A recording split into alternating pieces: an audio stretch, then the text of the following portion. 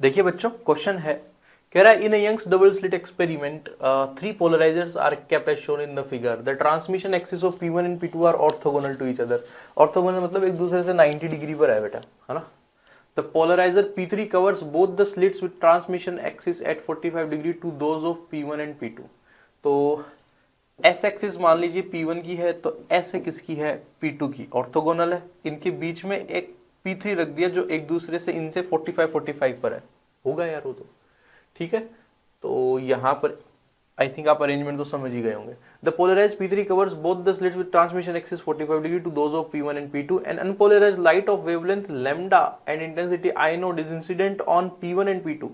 तो यहाँ पर आई नोड और लैम्डा की जो लाइट है वो गिराई गई किसके ऊपर बेटा, P1 और P2 के ऊपर। The intensity at A point after P3 where the path difference between the light waves from S1 and S2 is lambda by 3। वो हमसे कह रहा है कि देखो यहाँ पर अगर आपको डायग्राम दिख रहा है तो मैं आपको और अच्छे से बता पाऊँ।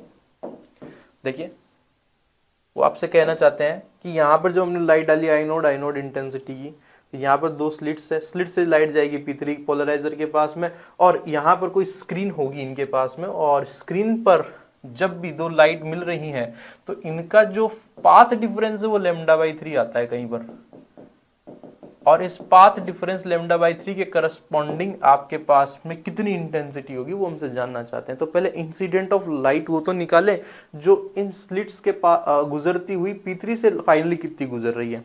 तो देखो बच्चों, अगर एक अनपोलराइज्ड लाइट को हम किसी पोलराइजर पे डालते हैं आई नोड से आई नोड, तो यहाँ पर जो पोलराइजेशन के बाद में जो मिलेगी, फर्स्ट पोलराइजेशन के बाद में, वो हमारे पास में आई नोड बाई 2 और आई नोड बाई 2 मिलेगी। अच्छा, अब इन दोनों से वो एक्सिस P3 वाली कितने पर थी, 45 डिग्री पर। तो यहाँ पर मान लेते हैं कि जो I1 फाइनली आई वो कितनी आएगी, वो आएगी आई नोड डॉट कॉस स्क्वायर 45। अच्छा, यहाँ 2 भी आएगा, तो यहाँ पर और इसकी कितनी आ जाएगी I2। तो आप जरा ध्यान से देखें, I1 और I2 लगभग दोनों बराबर ही होंगे, क्योंकि यहाँ आई नोड बाई 2 आ रही है, यहाँ पर भी आई नोड बाई 2 आ रही है, तो this is I naught by 2, और दोनों के लिए ट्रांसमिशन एक्सिस 45 डिग्री पर थी। तो आई नोड और I2 कितना आ जाएगा बेटा, आई नोड बाई 4 आ जाएगा आई थिंक। और जब ये आई नोड बाई 4 आ गया, तो जब ये किसी पॉइंट पर जाके, ऐसे पॉइंट पर जिसका पाथ डिफरेंस कितना दे रखा है इन्होंने, लैम्डा बाई 3 है, तो इसके लिए फेज डिफरेंस निकाला जा सकता है, that is 2 pi by 5 is equals to lambda by delta x. तो यहां से डेल्टा 5 फेज डिफरेंस कितना आ जाएगा, फेज डिफरेंस आ जाएगा बच्चों delta x dot 2 pi by lambda,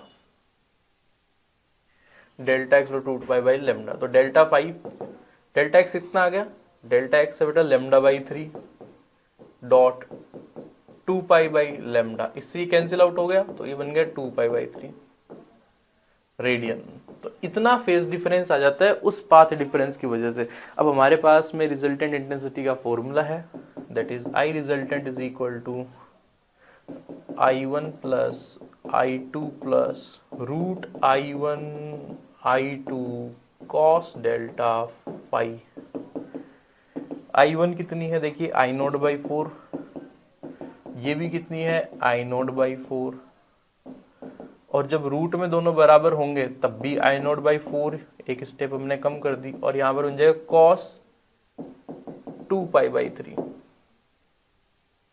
अच्छा, यहां पर 2 हो रहा है बच्चों इस फॉर्मूले का, ठीक है।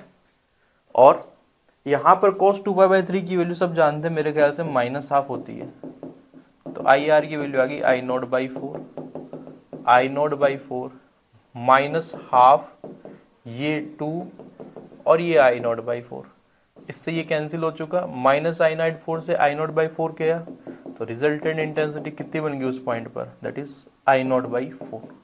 I node by 4 is in option number 3. It should be correct answer.